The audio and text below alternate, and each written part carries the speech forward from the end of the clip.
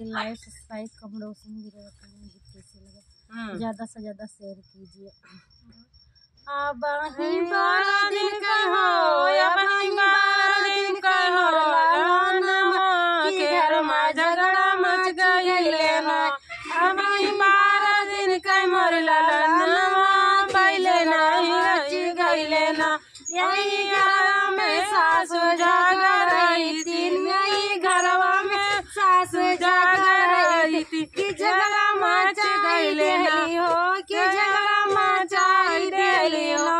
अब सासु जिन समझो कमजोर बाटे नैहर जोर, सासु जिन समझो कमजोर बाटे नैहर जोर। कहियो यही भैया से भतीजा है पिटवाई दे बहना, कहियो वही भैया से भतीजा तू पिटवाई दे बहना।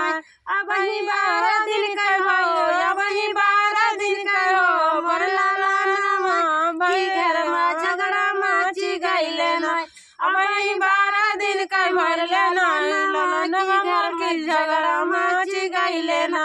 जठनी जिन समझो कमजोर बाटे नैहर के जोर, जठनी जिन समझो कमजोर बाटे नैहर के जोर। कहियो वही भैया से भतीजा तू पिटवाई दे बहना, कहियो वही भैया से भतीजा तू पिटवाई दे बहना।